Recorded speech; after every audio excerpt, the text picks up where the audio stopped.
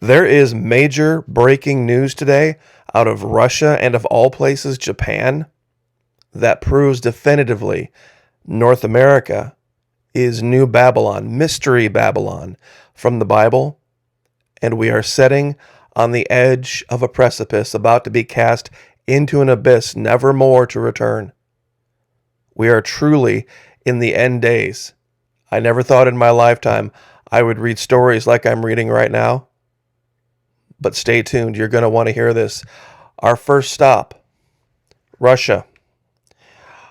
Russia finalizes LGBTQ propaganda ban. The bill, which carries heavy fines for violators, will become law after Russian President Vladimir Putin signed off on it. The Federation Council, this is 30 November 2022. The Federation Council, Russia's upper chamber of parliament, supported a bill that imposed a complete ban on LGBTQ, pedophilia, and sex change propaganda in the country on Wednesday. Standing up for the protection of traditional values was backed unanimously by all 153 senators present at the session of the chamber, with no abstentions or opposition. Last week, the legislation passed through the State Duma, Russia's lower chamber of parliament, receiving unanimous support there as well. Down here, they specifically say, it's this one or the next article, that it is set now to combat what's coming out of the West, meaning Great Britain and the United States. Russian MPs approve complete ban on LGBTQ propaganda. This was actually 24 November. This was about a week ago. It would make it impossible for movies that promote non-traditional relations or sex change to obtain distribution licenses in the country. Huge fines are envisioned. Here it is. Here's the quote. State Duma Chairman Vyacheslav Volodin thanked his fellow parliamentarians for unanimously supporting the legislation, insisting that, quote, this decision will protect our children, the future of the country, from the darkness spread by the U.S. and European states.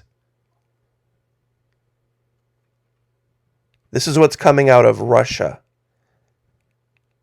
Out of Japan, Tokyo Court, 30 November, rules on same-sex marriage. The existing ban on marrying gay and lesbian couples is constitutional, the ruling says.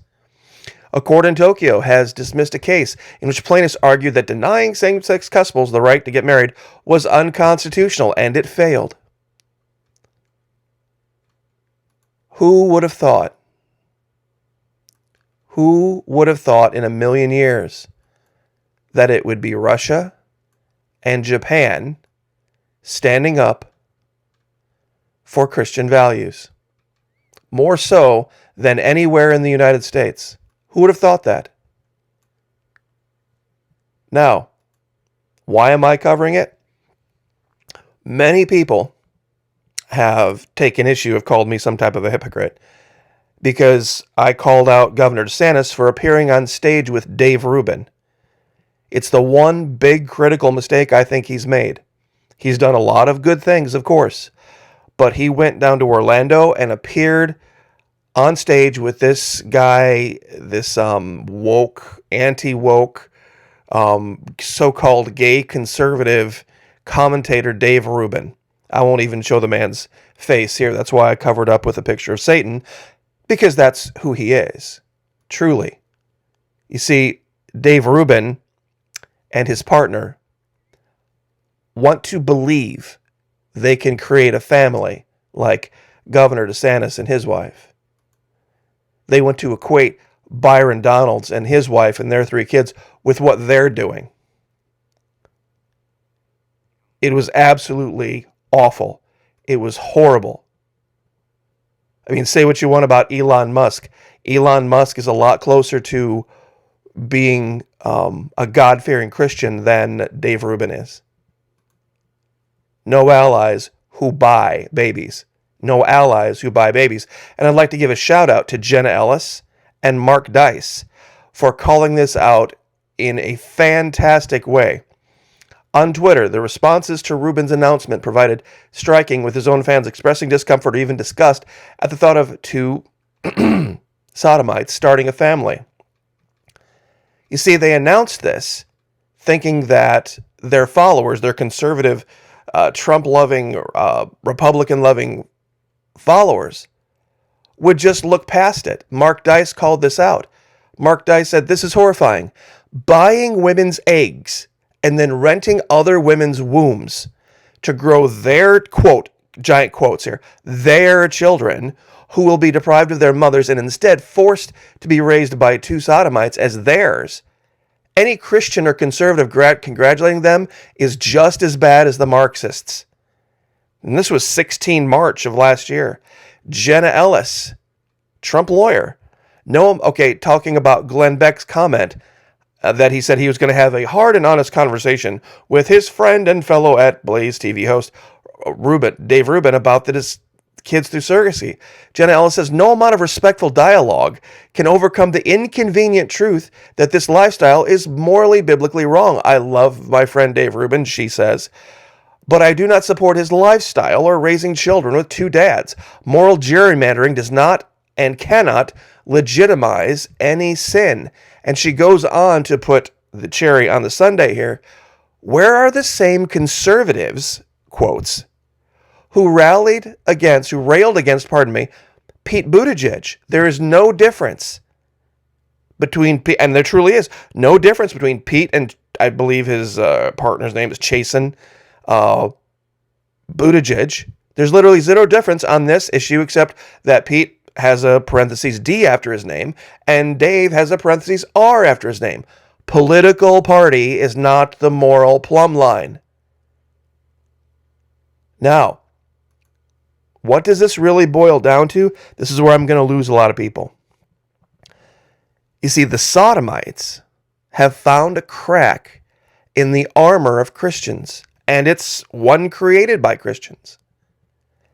This idea of what we believe, North Americans believe marriage is satanic. And the proof is that they can go before courts and they can say, look, we can meet all of these standards. We can meet all of these standards. Why can we not do what they're doing? That's how you know. And we're going to go through these. I have scriptures laid out for every one of these four particular things that you need to do to be, quote unquote, legally married, or even married in the eyes of the church. And there's scriptures in the Bible prohibiting you do it. Let me say it again. There are scriptures in the Bible prohibiting you from doing the things that recognize you as married, meaning in the eyes of your friends and loved ones and everybody else, you can go do the thing that makes babies. You see, sodomites know they can't make babies. They can go through all the machinations of hiring other women to provide eggs and surrogates and all that, but they know just themselves they can't do it, which is the hallmark of actual marriage. The hallmark of actual marriage, of course, is what? Of course it is. They'll never have this, and they know they'll never have this. Life. And more abundantly. Go forth being fruitful and multiplying. So let's start. What's our first one? The first thing, your beauty should not come from outward adornment, such as elaborate hairstyles, or the wearing of gold jewelry or fine clothes. This is 1 Peter 3 and 4. Meaning this idea of wearing rings and precious gold and metal and jewels. That's prohibited, both for men and women in the Bible. And this is the one about oaths. This is Matthew 5:33 through 37. Jesus himself stating clearly, you shall not swear falsely, but shall perform your oaths. You have heard, you shall not swear falsely, but shall perform your oaths to the Lord. But I say to you, do not swear at all. Jesus said, and I quote, but I say to you, do not swear at all, neither by heaven, for it is God's throne, neither by the earth, for it is a footstool, nor by Jerusalem, for it is the city of the great king, nor shall you swear by your head, because you cannot make one hair white or black. But let your yes be yes, and your no be no. And now pay attention here. For whatever is more than these is from the evil one. Whatever is more than these, yes or no, is from the evil one.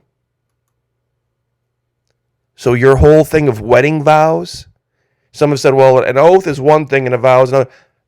Jesus said, put it all away. Because anything more than yes or no at that moment in time is from the evil one. Revelation 17:4 and 18:16 both talk about being adorned with fine linens, gold and precious stones and pearls, having a cup full of abominations and the unclean things. Can you think of anything more appropriate to that than a wedding? Real quick question, ladies out there, when a guy goes and he pulls the ring out and he gets down on one knee and everybody's like, oh, and they all start to take a breath and asks for her hand in marriage and all this kind of stuff. What's the first thing women say after that? Oh, that was so biblical. Oh, no. They don't say that, do they? What's the word they use, ladies? It was so romantic, meaning it was so Roman. It was so romantic. Roman. It's a Roman ritual. The Bible prohibits vows. Even Jesus himself said it. 1 Peter says, and isn't that not the identifying characteristic of your marriage? And guys and ladies both out there, how many of you have seen, the woman that loves to walk around and have her hand up in the air all the time, all by her face, and trying to show off her wedding ring? That's the identifying characteristic of you being taken or you being unapproachable. That's your defense mechanism. If a woman's out there and she is doing whatever and man approaches her and says, hey, how you doing? I noticed you from across the room. Oh, and they point at their finger. And the final one is Acts, talking about marriage licenses. Oh yeah, Revelation 18, come out of her, my people. And this is one a lot of people will miss. Acts 25, 11 through 12. If then I am a wrongdoer and have committed anything for which I deserve to die, I do not seek to escape death, but if there is nothing to their charges against me, no one can give me up to them. I appeal to Caesar. Then Festus, when he had conferred with his council, answered, to Caesar you have appealed, to Caesar you shall go. To Caesar you have appealed, to Caesar you shall go. See, this whole idea of a marriage license is appealing to Caesar for legitimacy. And the sodomites can do all of this. They can go to jewelers and they can buy adornments and they can spend their money on fine linens for tuxedos and wedding dresses and all of this nonsense. And they can cook up their own vows and take vows and get licenses. See, they can do all this. If they can do it, it's not of God. The one thing they can do, the one thing the one thing they cannot do that is of God, they'll never be able to do. And that's procreate. Now, I'm sure there's somebody out there probably already typing, Florida Maquis, that sounds all good, but the Bible talks about King David. And he said that the Bible says King David is a man after God's own heart. Yet King David had many wives. We sure did. He had wives and concubines. And I guarantee not a single one of them was wearing a ring. There were no wedding dresses. There were definitely no licenses granted by the local government for King David to be married. None of what we do, none of this Roman nonsense occurred then. That's why he was able to have 8 wives and multiple concubines. Those of you also still hanging on to the vows are to God, oaths are before men thing. If that's the case, especially ladies, if the vow is to God and the man who has made the vow to God to be married to you or to have these, if he would go commit adultery, that wouldn't harm you. Because remember, the vow is to God. The vow is between the man and God, not you. Because you were a gift. You were a gift from your father, being the property of your father, to the man, who then accepted you as a wife and then made a vow to God. So you wouldn't have any interest. Once you would have no grounds for divorce, let's put it that way. Legal grounds. And that's where things really kind of get sticky when you talk about biblical marriage versus legal U.S. state-run marriage. See, a lot of people know of King David from when he was a shepherd boy and slaying Goliath, and his idea that, even the smallest among you can stand up when you have God on your side.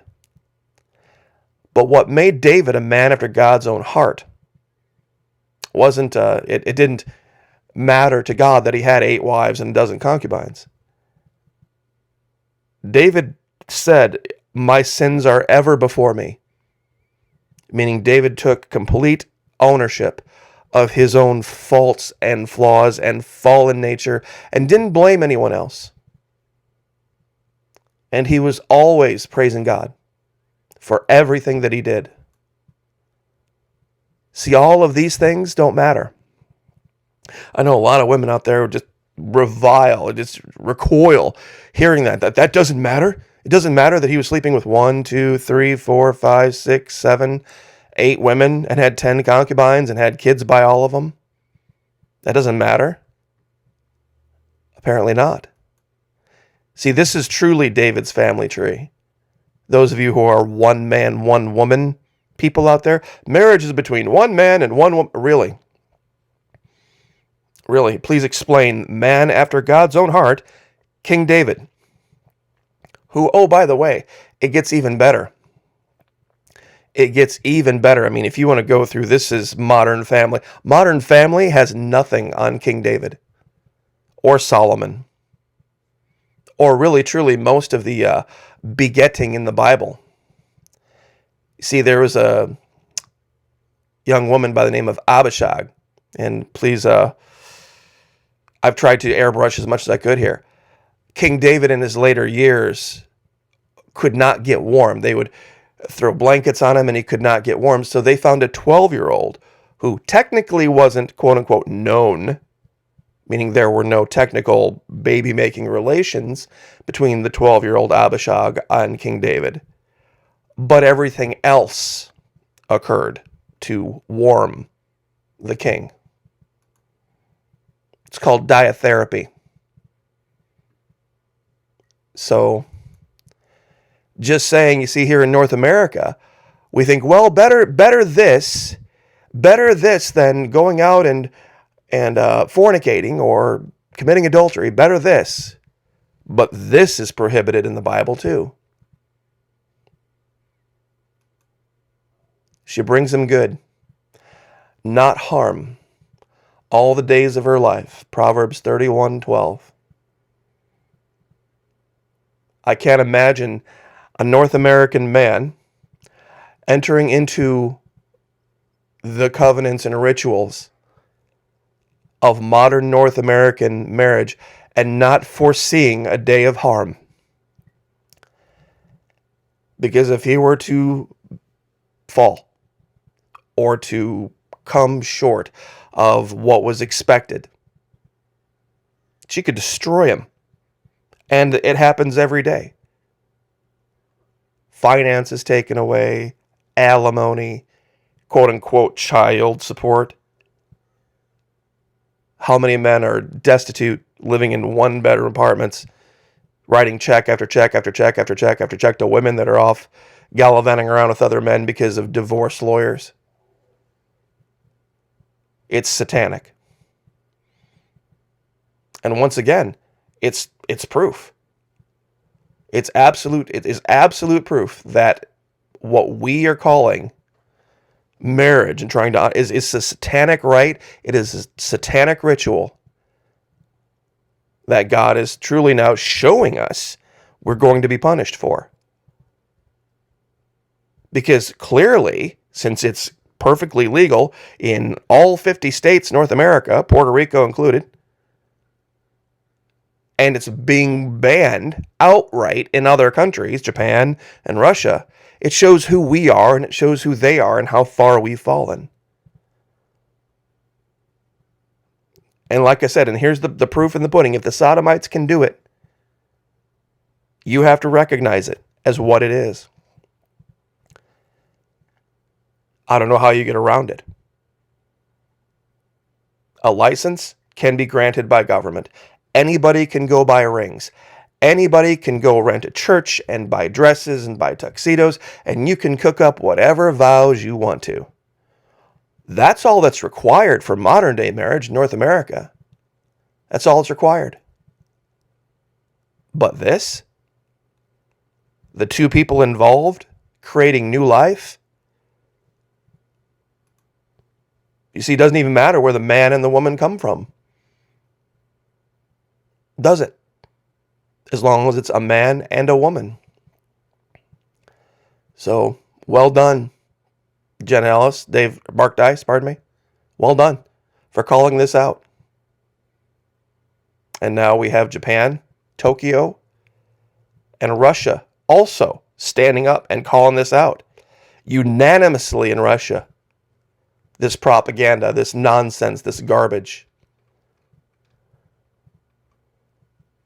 has hit a brick wall. You're not going to hear it reported anywhere else. God bless. Like, share, subscribe. We'll see you guys next time.